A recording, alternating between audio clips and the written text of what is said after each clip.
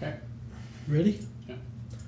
Okay, we want to welcome everyone to council meeting. It's live streaming again. We're happy to be here on this Tuesday night. We have 2 people in our gallery. We welcome them and thanks for coming. You guys are diehards. We don't think we're that exciting, but anyway, we appreciate you coming. So we'll call this meeting to order. We got an agenda in front of us. We need someone to adopt the agenda, please. I'll move to adopt the agenda. Councillor Price, any additions or deletions? I got one, Mayor. Okay, If we could just briefly talk about, maybe Chris could fill us in what we're doing for our larvicide and mosquitoes. I know they're starting to get out a little bit, just what the plan is this year for those. okay, we'll add that to the bottom of the agenda, 6.6. Is that okay, Curtis? Thank you. Okay, we just had another visitor come. I shouldn't say your name, but we have 3 people now. I do know your name. Anyway, okay, so we need someone. So Ralph, you made that motion with that amendment to the agenda? Yeah, I accept the amendments. Okay, all in favor?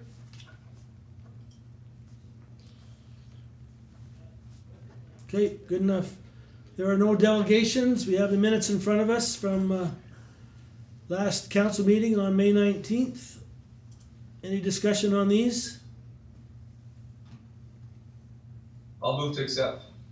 Councillor Computer moves to accept these. Any discussion? All in favor? Okay, that was unanimous. We have the council committee meeting minutes on May 26th.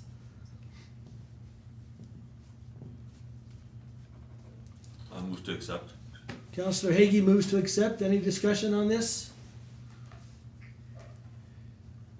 Okay, then all in favor?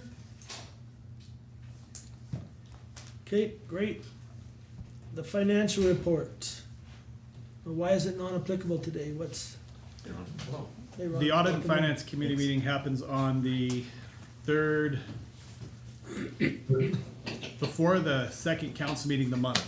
And so that's when the audit and financials, all the bank information and budget updates and things of that are gonna go to the Audit and Finance Committee. And council has said that after they've reviewed it, then they would bring it to council for approval. So it'll always Okay. be included in your second council meeting package. Okay, usually we have checks, but it's okay. Okay, so we'll move on to number 6, items for discussion. The asset management cohort application. Curtis, you want to talk about this?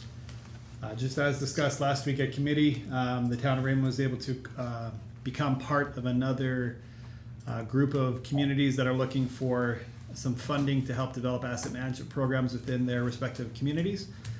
We were eligible for funding previously and we did some work on it, and this is just trying to build on that progress that we made last time. So we're just looking for 3 motions, unless council's changed their mind on this matter from last week, to that are listed on your briefing document there, that direct staff to apply for the asset management cohort program through the RMA, AMA, and IAMA. And then be that resolved that the town of Raymond commits staff and other personnel to participating in the asset management cohort program. And then be it further resolved that we'll commit to financial support from budget towards the cost of this initiative for staff travel and accommodation. And those costs are already included in our budget, and we don't expect it to be very onerous. I haven't changed my mind. So on number 2, who's going to be the staff that's going to be committed to it? We're still determining that at this time. Previously, Abe Tinney, Rich Bonney, and a past employee were part of it, but with some transition and turnover, and as it's kind of gone from more of a policy development to a practical one, we may be changing bodies. So, Okay, but we don't need to be adding bodies, right? Okay. So, everybody understand? Any discussion on this? Mayor, I make the motion that we direct staff to apply for the asset management cohort program. Okay. Yeah, discussed. Councillor Price makes that first motion. Any discussion on this? I'll call for the vote. All in favor? Okay, good. You guys are quick. Okay, the number 2, the second motion. Someone want to make this motion? I will do that. I'll make motion number 2. Is that okay? I think that's the one that's got to do with the staff people. Okay, Councillor Harker makes that motion. Any discussion on this? Then I'll call for the vote. All in favor?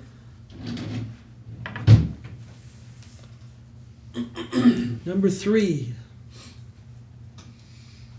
Someone want to make this motion? I'll do that one. Councillor Fromm's making this motion. Any discussion on this? Then all in favor? Okay, good, it's all passed. Thank you. 6.3, the COVID update. Curtis, you want to talk about this? This is just mainly for your information, the most recent frequently asked question document that the province has submitted. As discussed previously, we have opened up our playgrounds. The campground opened up June 1st. Tennis courts are also open, and we're just asking the public to adhere to the provincial guidelines and recommendations of social distancing and increased hygiene, I guess, with making sure that you're washing hands regularly before and after using and participating in some of our facilities. So if there's any other questions, we can answer those, but this is strictly just for your information. Okay. Anybody have any questions or discussion on this? The campgrounds, are we monitoring them at all? We have our staff go through daily, usually in the morning, but right now there's no one there. So they haven't gone much more than that. So When did they open them? They weren't open Sunday, June 1st? June 1st. so yesterday? Yeah, in line with provincial guidelines. Good. So are we gonna monitor the 50% capacity and all that? We're looking at that. I mean, I think a lot of it has to do with spacing as well. Okay. And given how much space you have between sites, we're discussing that as it is, but it's not often that we're at full capacity anyway. So we're just going to try and monitor that as it goes. Okay, alright, cause I was just looking at the Bird Park's website and they say that it's all supposed to be 50% capacity and only 1 RV unit per site, no doubling up. Yeah, our And- sites aren't big enough to allow for doubling Yeah, up of and no RVs. tents. From what we read, tents were allowed. It's just there's no facilities at all, so Yeah. they'd have to. Usually they're in tandem with a trailer of some kind, but that is something that we will monitor as it goes. So And our facilities are not gonna be open, correct? Like our showers and bathrooms? they are closed. They're closed, okay. Okay, any other questions on this? So it's just for information purposes?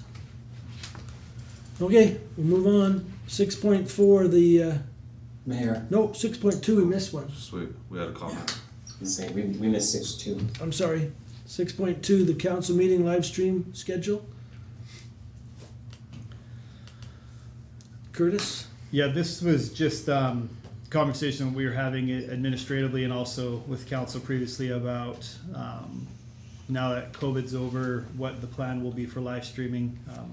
And for your direction, we do have council and council committee and municipal planning commission, those types of meetings. Most of the communities that are doing live streams are just doing their council meeting, and part of the rationale for that is that it a staff requirement, as well as also some communities feel that there's more candid conversation on discussing matters in council committee meetings that where decisions aren't made, which allow for a more full debate and provide a better discussion. And so those communities have chosen not to live stream their council committee meetings. We're just bringing it to you to see some direction as to what you'd like us to do going forward. Okay, what's everyone's comment on this? What's your preference? I think most people know where I stand, which is I'm comfortable with continuing to do all of them, but that's my take. Okay. Yeah, Mayor, I'm the same as Stuart. I said, some of the discussions, I know it's maybe not being live, we probably get into a little bit more, but I think that, like I said, we're in our 3rd year. I think that a lot of us can say what we need to say, and if people are watching, they benefit from getting some of that background information as to why we make certain decisions rather than coming on to just council where we make the motions. Now they know the reasons why. I think there's some value, there is some value of having live stream for our committee meetings. And I'm on the other side. I feel like everything committees do comes to council anyway, so I'm satisfied with just streaming of council meetings. I'm the same. I would just rather do a streaming of the council meeting only. But, you know, it's not a hill for me to die on. Neither is it for me, but there's just a little, maybe a little awkwardness in streamed meetings to me. For sure there is. Yeah, I'm the same way. I would rather have a meeting that wasn't streamed, but that's, like I said, it's not a hill to die on, so And people are whatever welcome, everybody thinks. people are welcome to come here and be in the gallery anyway, so they can listen. Mayor, Councilor Price? just a preliminary question. The fact that we stream council meeting, is there a requirement that we have to stream the committee meetings as well? Once we start streaming it, is there an obligation that says we have to stream them? Curtis, can you answer that one? To my knowledge, no, but I have not looked up that question. It's not been anything that I have read. It's up to councils to determine how they make their meetings public to the general public, so. Councillor Price, this is Greg. I've done a bit of investigation on what other municipalities are doing, which is helpful for how we structure even the stream. We would probably be the only municipality in Southern Alberta that would stream a committee meeting of council. Again, it's your opportunity to hash out things, and so as a public meeting, regardless, the public is always open and welcome to attend the committee meetings, but we would be more or less alone in streaming a committee meeting. That's good. My position on this would be that we stream council meetings only. I think that's the option that I would follow at this point. Me too. May I, Mayor? Go ahead, Councilor May I Price. suggest that because I imagine we're gonna have to pass a motion here, that we handle each of those as distinct motions, so we have a separate motion for each meeting, just so that we can have a freedom to vote independently on them. Sure. So 2 motions, one for council, one for committee is what you're saying. Okay, I think That'd be also my preference. municipal planning commission as well as one. or MPC too. Okay, we'll have to do MPC too. MPC's a little bit different because we are using names and we're talking about people and properties, and so that's a little harder. It's Yeah, hard. so I like what Stuart said, if there was 3 separate motions, and that's where I would support not streaming MPC, just for those reasons of, sometimes we use more specific information that has FOIP consideration, so if people really want to come to that one, then they can come to the office, I think. Yep. I think that's what's, the last week or 2 anyway, the FOIP problem, just because we're learning this live stream, we haven't quite got it right, and we're still saying names and things are still being posted, and that's caused us a little bit of grief. So yeah, I agree with that too. So I think Councilor Higgy, you're the only one that hasn't commented. I'm like Councilor Fromm, it's not a hill to die on, but I've been thinking that it also would lighten the load of some of our staff members. Instead of having to be there every week, they only have to be there every other week. So I know that That's sometimes true, too. they're overworked a bit, and it would just give them a little less stress too. That's a good point. Someone else have a comment? Sorry. I was just gonna say, some of those FOIP considerations should be there for whether we're streaming or not. Yeah. We're still Yeah, for sure. bound by But I current mean, requirements. we're learning on that. We haven't quite got it down right. Okay, let's, someone wanna make a motion on council meetings? I'll make the motion that we live stream council meetings. Okay. So I guess we've had our discussion already, so I'll call the vote. All in favor? Okay, that was unanimous. Okay, someone wanna make the motion for committees? I will make the motion that we do not stream committee meetings.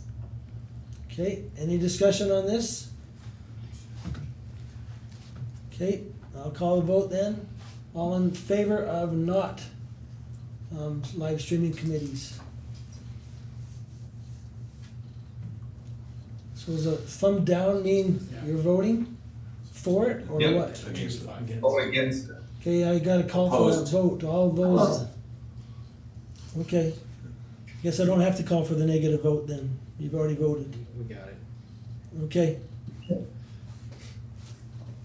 So MPC meetings, someone wanna make the motion there? It was a defeat. It should be. I'll move that we do Carried. stream them. This was a non-stream. Okay, that what'd you say, we do what? My motion is that we do stream NPC meetings. We do live stream MPC meetings? Okay, any discussion on this? Everybody understand what we're talking about? And all in favor?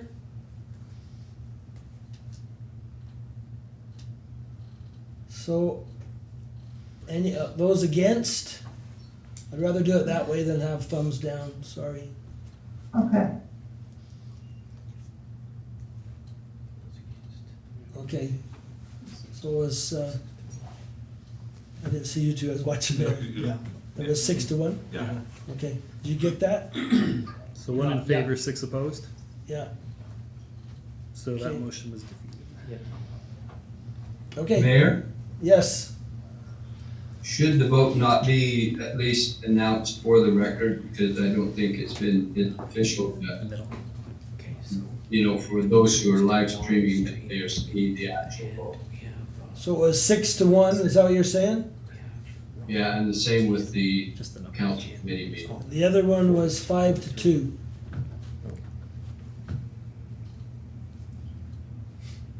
Okay, and their names will be, on the minutes will be that they were against it or for it on the, when you put down the minutes, right? Yep.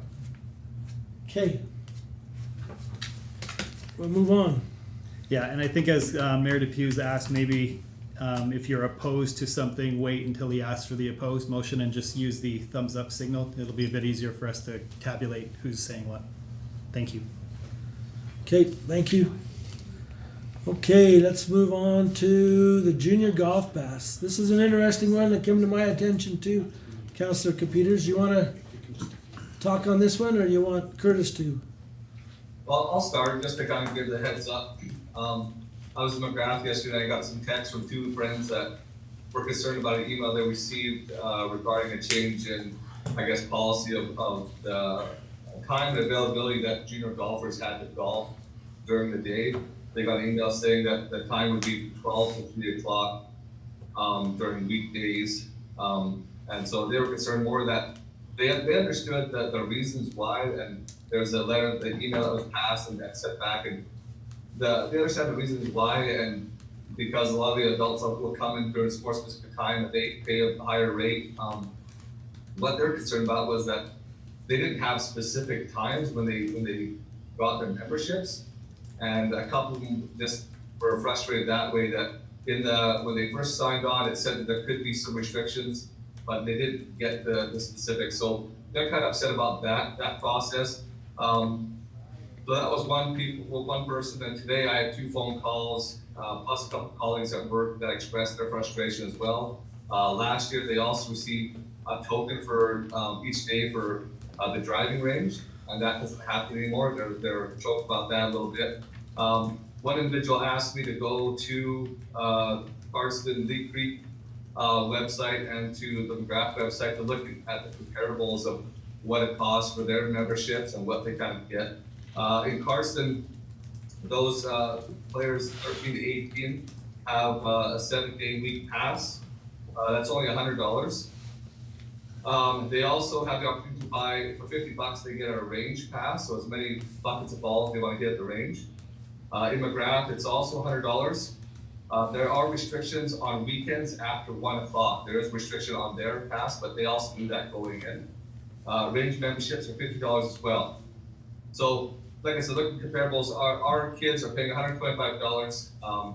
They have the opportunity, I believe, to get a bucket of balls for $5 a day as well. And so that's their concerns, and they understand the reasons, they appreciate the golf course, but we're comparing a 9-hole course to two 18-hole courses that are a little bit more lenient with the young kids. And so they wanted to bring it to the attention of council and administration. Okay, anything else from anybody else on this?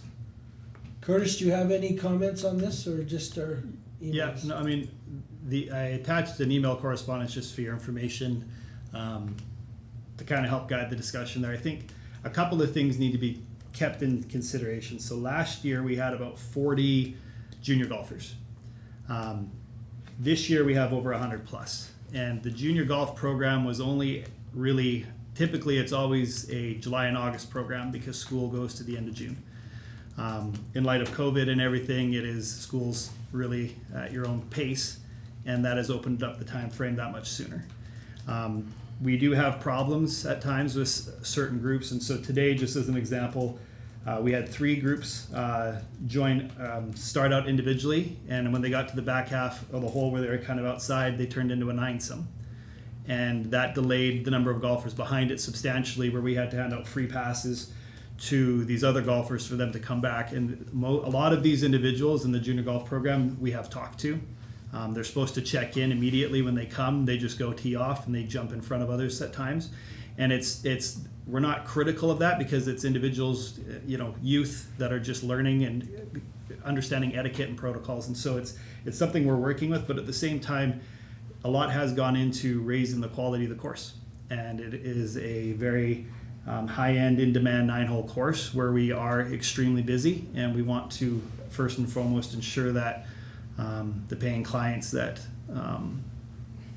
are paying the higher rates are having an enjoyable time. We are not opposed to having junior golf programs. It helps what grows the game and the sport within the community, and that's definitely something we want. On the Raymond Recreation website at the beginning of the year was posted, and that's the second attachment that's there that is public, the membership types and privileges for 2020. And in there it does say that restrictions can be applied.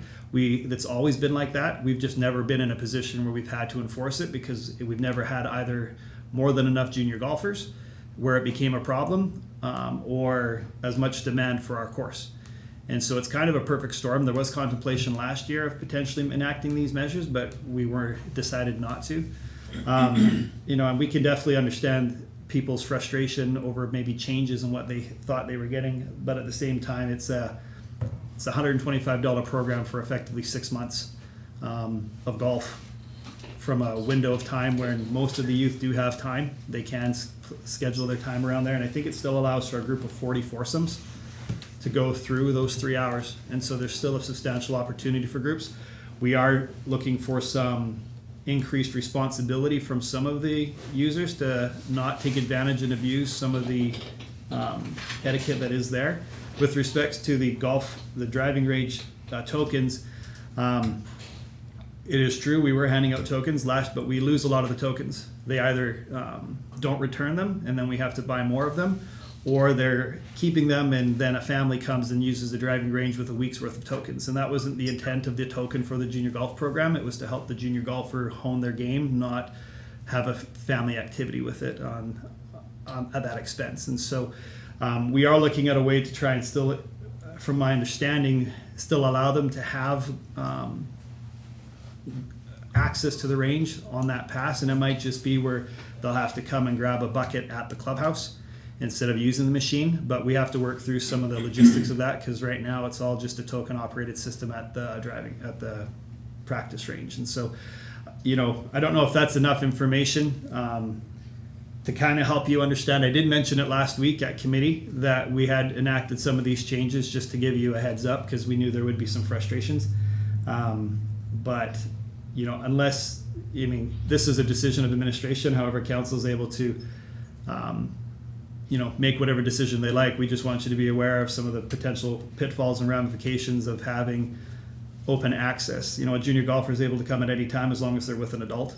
That restriction doesn't apply, but it is effectively $125 for 6 months of paid for activity where parents don't have to monitor their children's activities. And Sometimes there's challenges there, but it's a very effective, still valuable offer that we're providing, we feel, so. Okay. Councillor Capeters? Yeah, Curtis, thanks for that. When these young golfers come, Curtis, do they get told, like you said, golf etiquette? Do they go have a little program prior to going out for that first time? And is there someone on the course, not a Richard or anybody like that? Is there like a pro or somebody that goes around to kind of keep these kids in order and maybe warn them that they get one warning and next time they're asked to leave, so we don't hold up higher paying user groups and those types of things? Yeah, and so, I mean, I don't know, I'd have to look and see what kind of a program or orientation they have for the junior golf program. I'm not sure if they do or not. They do every time they tee in. It's only a 9-hole course and it's really not that big of an area. So problem repeat offenders kind of are easy to identify, and as they come and check in, and that's why they need to come to the clubhouse, they're reminded. I've been down there a few times for a couple of meetings, and individuals were coming in, and the staff at the clubhouse were reminding people, hey, you need to come check in. You cannot join up. Doesn't matter if you're a group of 9 people spread over 3 groups. You have to stay separate. You can't collect and take longer. So I believe the answer is yes, but again, the reality it comes down to, it's if we have to have a paid staff member almost being a course marshal going around the course, that's not really an effective use of employees' time when we have other things we're trying to do on a budget. And that kind of just goes to prove to the point where a prescribed time limit of 3 or 4 hours where junior golfers are able to be there, where we can control that better versus spread out throughout the entire day, makes more sense in my mind. So I did have one adult approach me, and they do not have a season's pass. And they could not get a tee time because there were so many junior golfers out there golfing. And this is where we're making our money, is with these other guys too. These people just coming to golf. So Mayor? and maybe they would get a season's pass. Who is this, Councillor Price? Okay. If I may add some perspective, having been on the ownership side of a golf course for a number of years, junior golf is a key component to any golf course. There's no question of that. If you're not building your future, you won't have a future. And so the junior program is extremely important to a golf course. But our ownership involved an 18-hole golf course, and that gave us the liberty, because of the demand, that could give the juniors probably a lot more freedom to play golf when they wanted, where times of day were not a critical matter. In the management of a 9-hole course, we don't have that luxury. I do believe, I do believe that we need to look at this program. We need to look at the pricing. We need to look at restrictions that are involved in it, and we need to understand, the junior need to understand that the junior program is a learning program, and it may not mean that they get access to the golf course every time they come out to play. But nonetheless, I think restrictions are necessary to some degree. I think pricing wise, perhaps the membership that we have should include a bucket of balls for each junior when they come out. That will extend their opportunity to play golf, because they can spend an hour on the driving range as well as any time on the golf course. And so I think if we included that in the membership, that would be beneficial. I would hope that we have some key people who are concerned about the youth and are willing to volunteer or willing to help give them some instruction, especially the etiquette side of golf. It's extremely important.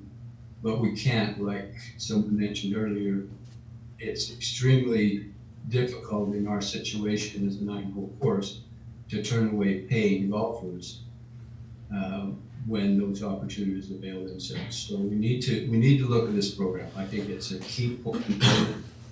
Perhaps a few tweaks might improve the whole thing and eliminate the concerns we're seeing right now. Thank you, Councillor Price. Councillor Capeters, did you have any recommendations? No, like I said, the biggest concern they had is they didn't know the specifics when they first signed up, and to me, I thought, dang, it would have been nice to grandfather those people in continuing to golf kind of when they needed to. And then as people, took on youth memberships now they know that they have a 12 to 3 o'clock time. And I like what Council Price said, as far as if they're gonna have, restrictions as far as when they can golf, if they can at least get a bucket of balls as part of their membership, then what Council Price said, they can go for an hour before, or at 3:50, they can meet the buddies up and go hit balls on the driving range, which is also gonna help them develop a skill that we want on the course that will hopefully lend them to become lifelong members in the future. So council, just a couple of points, and unless something's changed, they still should get a bucket. So we have to my knowledge, that is still a perk of what their membership does give. They might not just get a token, just because we were having those problems that I mentioned with the token. If that has changed, that's something we could probably fairly easily address. But I think the other comment is the junior membership restriction is really just for those aged 12 to 14. 15 to 17 still are not included in that restriction, and we've just been able to tell that there's a certain level of maturity typically that happens to be with 15 to 17 year olds versus 12 to 14. That's not to say there isn't a 14-year-old that has the maturity, or 13-year-old that could do it. It's just overall, by and large, on the average, that seems to be what's been noticed. And so, it is a small group of the junior members. Well, maybe not a small group, but it's definitely not the entire portion of the junior memberships that are in this restriction. And the goal is that they can learn the etiquette and progress their skill sets to the point where when they do turn 15 and they're not restricted by that they're still able to enjoy the full benefits of that pass. And I think the other thing to keep in consideration, there really wasn't any understanding of how COVID was going to affect our day-to-day life when the user charges and everything started and those passes were charged and purchased at the beginning of the year. But had this been not this type of year where kids are still in school, this wouldn't have been an issue. People would have paid their $125 for that pass and had July and August, and there really wouldn't have been an issue. It's just because it's 6 months, there really is no other opportunities for kids to do a lot of things, which is great for our program. And I'm sure it's great for families that are looking for give their kids opportunities to do things outside of the home, but it is not, I don't want to say this in a negative connotation, but a daycare. It's a for-profit business that we have to look after in our minds from an administrator's perspective, the needs of our paying clients. Okay, Councillor Foss, you had a comment? Yeah, I don't have a lot of input or insight to add on the package, but I do feel like if people if they feel like they've been misled about what they were buying, that I think it would be fair and honest to offer them a refund if they'd like to. But other than that, I'm comfortable with all the recommendations otherwise. Yeah, and as the email attached that you've seen, that was an offer that was given to the individuals. So, okay, good. Councillor Price. If I just may comment again on this, it sounds like probably the key piece that we're missing in this program is a good orientation document that's provided to the individuals when they purchase their membership. I think if we have the staff out there work out something that identifies and lays out the program completely, that this will minimize a significant number of our concerns. Okay, good. I was going to say, even if they had, just once or twice had a little orientation session where they could bring a group in so that they would know that it was serious. And, because sometimes kids read stuff and they think, oh, that doesn't really apply to me. But it's just easier when it's one-on-one and they get the idea that, this is a privilege, this is not a right. So we don't want these kids to think that they're, that somehow this is a right, They should feel like they are very willing to follow all the rules. And I think that's really important. Good comment. Do you need a motion on this, Curtis, or you just want a discussion? I have a quick question. I think it'd be up to Councillor Peters, but I just want some clarification. I'm glad that you cleared up the fact that it's only the 12 to 14-year-olds. That's not the older ones. That's my concern, like 15 and 17, I think they are mature enough that they're not cutting in in front of people, and they're not grouping up to 9 people and Typically, stuff like- yes. Typically, right? I like the idea that we don't give them tokens, we give them a bucket of balls, that way they have to go to a staff member. And I will And the confirm staff- that. Yeah, and the staff member can take the opportunity then to educate them on the etiquette and the proper way of doing things. And the one clarification I want is, it says, book between hours of 12 to 3:30. So the way I read that is that they can book a tea time right up till 3:30 and golf till 5:30. Do the round, like they don't have to be done by 3:30, do they? I would have to 'Cause get it more says they have to clarification. book between. I So- don't believe so. And I think,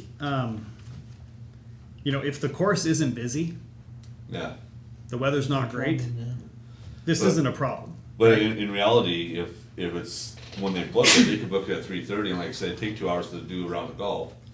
And so they're actually getting from 12 to 5:30 to Yeah. golf, not 12 to 3:30. Yeah, and I I just would, wanna make sure I was clear on that.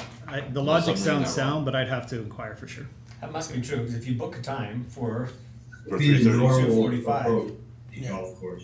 yeah, Yeah, Yeah, it takes you that long to Okay. get around. and that's a good point, because it does because extend. it extends it, so The that hours. they're actually get 5.5 hours to golf, not 3.5 hours. Yeah, good point. Okay, do you want to make a motion, Councillor Computers, or you just want this as discussion and let administration work on this? I'm gonna motion for this, and I appreciate what Chris is gonna do as far as checking. I just wanna make sure it's clear to people that they do get a bucket of balls, I wanna make sure that's clear. And then, if the opportunity there's a lot of, maybe adults that are more fair weather golfers, and there's some kids that don't care, they'll go, hack away when it's a little bit rainy or whatever. That if there was an opportunity for them to be able to play a later round or earlier round based on weather or based on, how many people are on the course, that some may have the exception to be able to stay and golf into the round or come in early. I guess that would be up to whoever in the clubhouse, I guess. So my son went golfing and he said that he was told it was busy from 7 in the morning till 7 at night. So I think you're right, if these young kids phone out there and maybe they have a slack day and they'll just tell them to come out. But right now they're just trying to allocate that certain time period for them to come.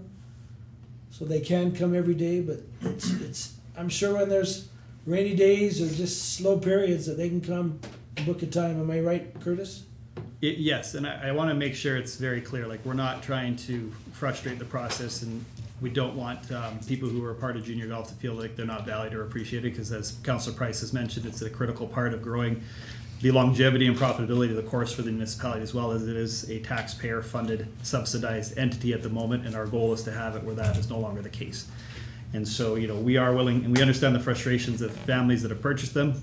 We knew there would be some frustration and concern over this, and that we did try to explain why, knowing that we wouldn't be able to satisfy everyone. But definitely, if someone feels that the terms have changed to the point, well, they can have a refund and they'll have had a couple months of golf for free. So, Yep. Curtis, yep.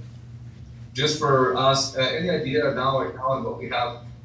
You said we have over 100 whatever membership for youth. Any idea how many adult memberships we have sold out so far this year? I don't have that number off the top of my head, but we are having numerous, almost maximum capacity days for our course. So it's Good. been very well utilized this year. Every 10 minutes. Really nice. It's awesome. Yep. Yeah, what I understand too, it's been very well used. In fact, I need to get out there, I guess, and go golf. Me and you, right? Yeah. Councillor Frog? Okay, So I guess, what is the direction from this, the conversation? I mean, I can go back and ensure that what the status is for a bucket of balls for each junior golfer, and we could talk about having a better, maybe an orientation document if one doesn't exist for the beginning of 2021. But outside of that, is there any direction I'm supposed to be doing on this discussion, Councillor Computers, or anyone else on council? No, I'm good with that, Curtis. Checking the bucket of balls, that's a big one. I think, like I said, a lot of people understand, we have to kind of save some time spots for those that are paying a bit more for golf usage. And just try and be clear, and especially for next year. And who knows, like I said, COVID was a strange year this year. And like I said, people just felt like they were a little bit misled, and I don't necessarily know that any are gonna want refunds. I guess they were a little disappointed in just not having more specific, times when they first signed on, but I expect most are gonna be happy. The kids are getting lots of rounds of golfing, and hopefully these kids will be better golfers in the future. I'm okay with that too, Curtis. I think if you have anything that you have an issue with, bring it back and we'll discuss it again and maybe have a motion, but right now we'll leave it up to administration. Everybody Yeah, okay? right. Councillor Price? Yeah, I don't think it's too late to still draft that little document up that explains instructions and that could be given to the individuals now, but in the future, that should be given at the point of purchase so they have the option of knowing before they make the expenditure. Okay, I'll look and see if we do. If we do, then we won't do anything on it. If we haven't, we'll try to draft something up. Okay. Okay, we'll move on to the CAO report. This is very interesting, Curtis. Go ahead. Just some updates for you again. I'm trying to have this be, the goal is to have this kind of be at the very first council meeting of every month, just to update you. There may not be a lot of change from meeting to meeting depending on what happens, but there has been a bit of progress in some of the capital projects, as you've probably all noticed. Lots of progress, yeah. The walking trail was tentatively scheduled to start on Monday, but I believe, from what I've told today, that they should be there tomorrow or Thursday starting. So there's a slight delay, but that excavation and basing of the path will start. That'll also take place with the Cobblestone and Pebble Creek Access landscaping project there. Beach volleyball complex, as you noticed, the concrete walls are formed, the pads and the gazebos installed, metal cladding is started. The only thing that needs to happen left there is the weeping tile, the lighting, the sand for the courts, and I guess I should have amended that, sorry again. So that will still come in the future, and just to again reiterate, there was private sponsors and donors that have funded that entire project completely. The cemetery plaza, I don't know if anyone's been out to the cemetery. The concrete pad is installed. It's going to be very, very nice. The columbarium is being manufactured as we speak, and a gazebo structure will be going up at the entrance of that initial walking path in. So that'll be a wonderful addition to the cemetery when that's completed. The lighting retrofits, it is a exercise of bureaucratic efficiency. We're just working through paperwork. We're hoping that gets approved soon, and then we can get that in. The goal is to have the installation occur before the ice gets in the fall at the ice arena. Northwest infrastructure for phase 2, that hasn't started yet, but will get underway towards the end of the year. Sidewalks and curb and pavement also has not started. The pavement patching that has been done previously has been funded through what we have set aside in operations for some of that work. This is additional patching that will occur, so that will happen later on in the summer. 400 North is based. I think they've actually got curbs down today as well, and so Tall Strip will be coming in to do the pavement here very, very soon. The Stonegate Drainage Project is, I'd say, 90% done. Hydroseed is coming to hydroseed the last little bit here towards the end of the week, from what I understand, and the rest would be completed. Cooper's Drop has been completed earlier in the year. The RB dump redevelopment project is operational. It's a soft launch. There's still a little bit of work that has to occur, and so we may have to shut it down at times as that happens, but it's mainly just the landscaping. There's a little bit of curb work we have to do just to address a profile error that was done on the original work. And the other two, we have started the replacement of some water meters, and so we'll work through that, but the vast majority of that work will occur in the winter, just when crews are a little less busy. So any questions on the capital projects? I thought your comments on Highway 845 update were very interesting. Oh, yeah. So at the very end of that document, we had a meeting on May 28th where we discussed the pavement of Highway 845. The final design has begun. We are just working on the location of where the walking trail is going to be, on what side of the road, where the potential for street lighting will be. Our push has been for a continuous lighting along, similar to what's along Highway 52. and that'll all be dependent on where the budget costs come in. But barring unforeseen circumstances that are out of our control, there's a very high likelihood that construction will begin in 2021. That is unreal. That's great. That's Yeah. good. That's something that is very needed in our community. Have that done. Okay, Mayor? yeah, Councillor Mayor. Foss, yes. I saw in the news today that the federal government announced they were gonna forward all the gas tax fund in June. Did you hear that, Curtis? Which should help us with, I assume, cash flow.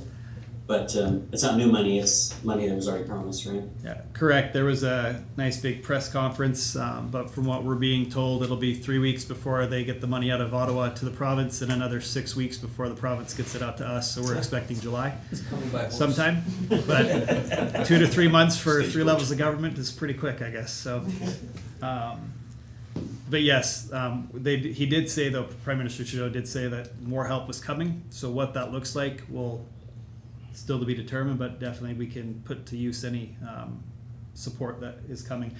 The one thing I will just highlight, maybe there was a change at the very bottom of that. The Sugar City Development Corporation, we had scheduled our public hearing for June 9th, and we did realize just in the legislation that technically a public hearing has to be there has to be a motion to go into a public hearing, and you can't have a motion at a committee meeting except to go into closed session.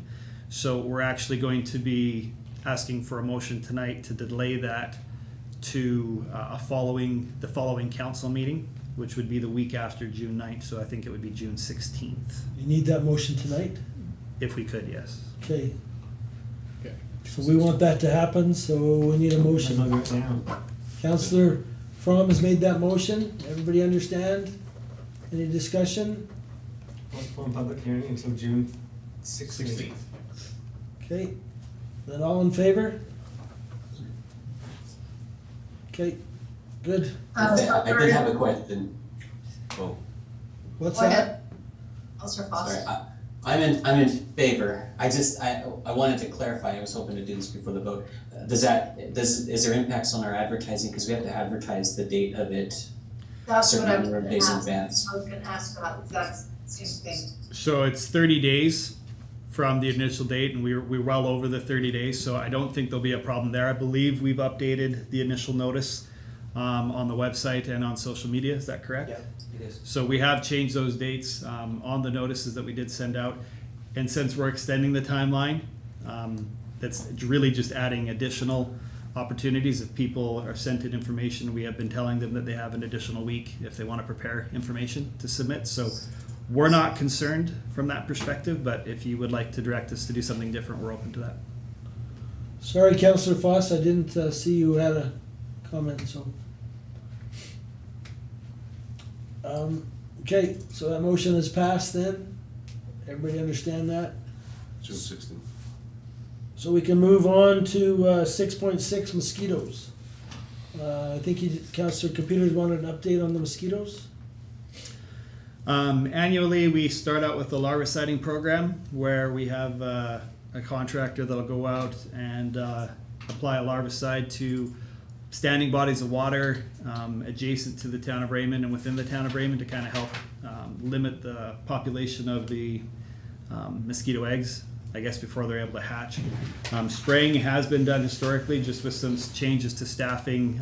There is a certain certification you need in order to carry out that kind of spraying. We do not have someone currently trained for that, and so we are working at trying to find an alternative with a neighboring community that does have that. We haven't been able to finalize that yet. There is a possibility there will not be spraying this year, just due to that transition of staffing and when the training dates occur. But our intention is we are discussing a new employee or two that will receive that training and will then be able to carry that out going forward in 2021. Okay, the person that does the larva, whatever he calls it, he's my neighbor, and he's been going out and doing that regularly, and he's excited about what he's doing and what he's finding. So he's doing a good job, I'm sure. Are there any other questions, Councillor Computers?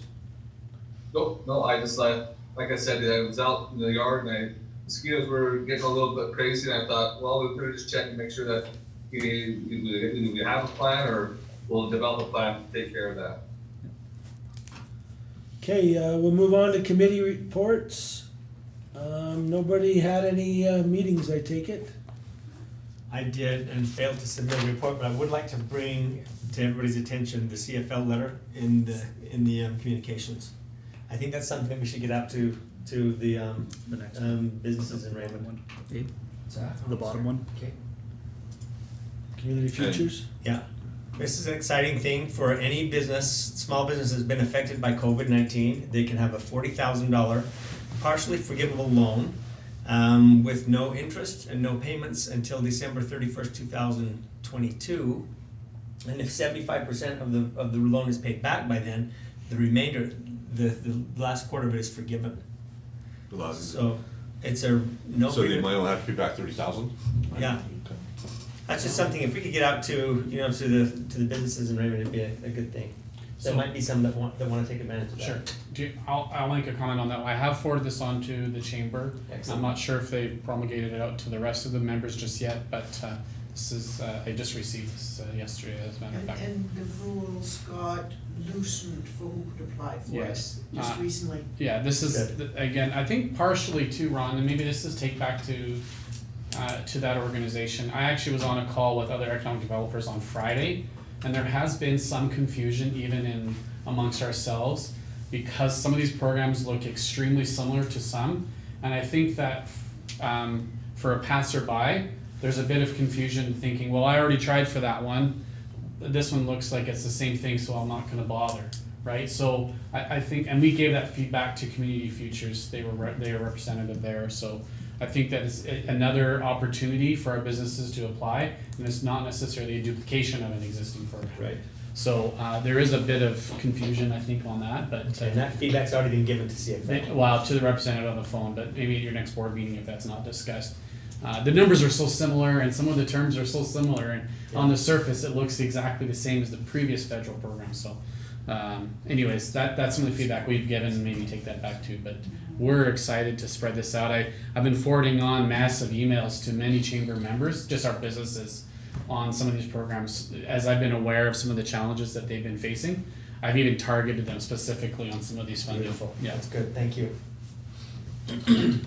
Anyone else? I just had Councillor Hagee first. sorry. Go ahead. Last night there was a peace officer meeting. I unfortunately wasn't able to be there, but Abe was there, and he's informed me that the bylaws for the commission have all been passed. So things are moving forward there with the commission, and it's looking pretty good. Good. On the signing authority, we got to just work that out now. It's all been approved, and just have to set it up with the authorities and stuff. So Was there any talk in such a meeting of the basketball court, you know? I controlling that? like I said, unfortunately, I wasn't there. I was Okay. gonna bring that up, but I wasn't there, and I forgot to let Abe know.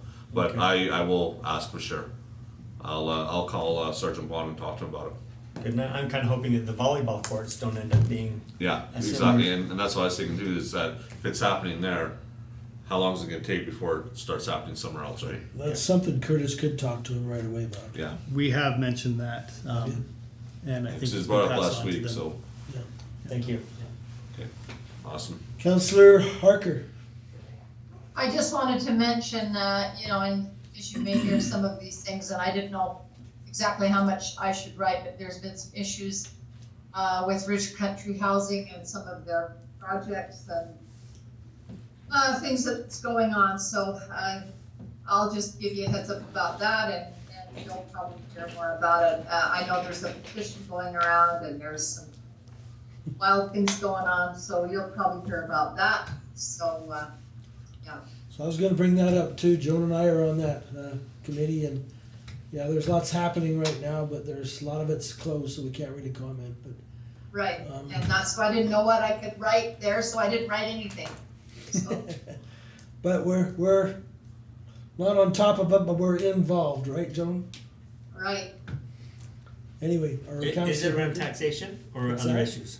Is it around taxation, requisition, or other issues? Okay, thanks. Other issues. So if you haven't heard, that's good. Good. yeah, the less you know, yeah, maybe that's good. Okay, so we need, someone to make a motion to approve the committee reports. I'll move. Councillor Hagee makes that motion, so all in favor? Okay, that's passed. Correspondence, you have correspondence in front of you. Any of these, anybody wants to talk about specifically? Councillor Fromm already talked about the last one, the Community Futures press release. Anybody else? That's really good news. I sure am hoping that highway gets finished in Keith Hancock's lifetime. Yes. Me too. So That'd be very nice. he's very determined, isn't he? You bet. I was asked to maybe go have a visit with him, and I will. I just had a busy week too, so. Anybody else have any comment on any of them? That was my question, is that has anybody gone to him directly and let him know where we actually are with this? Because it almost seems like he doesn't know. I haven't for a while, but Curtis asked if I would go again, and I've just been busy too this week, so I'll try to get there. Well, he'll probably be happy when he hears what's going He on. won't be happy till it's done, because Keith is making sure it's gonna be done, so when it's done, then he'll be thrilled. Okay, so we need a motion to approve the correspondence, accept correspondence, I'll make that motion. I didn't see who said that. That's Ralph. Ralph, sorry, Councillor Price. All in favor? Okay, now we need a motion to go into closed session. I'll move to go into closed session. Councillor- Mayor. Councillor Harker moves to go into closed, all in favor? Okay. That's unanimous.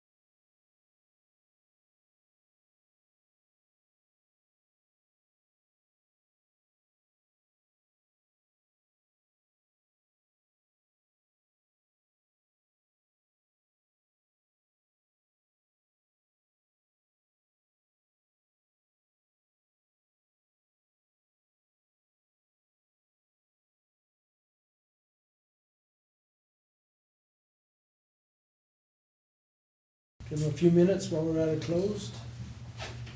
We're live. We're live?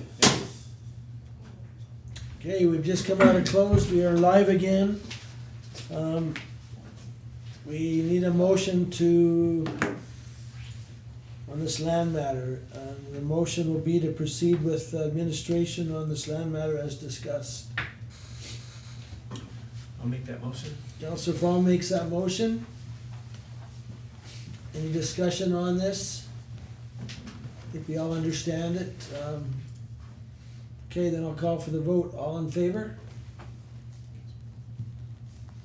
Any opposed? 2 opposed, so it's 4-2, 5-2. And your names will be duly noted, so. Okay. We appreciate everybody being here. We now need a motion for adjournment.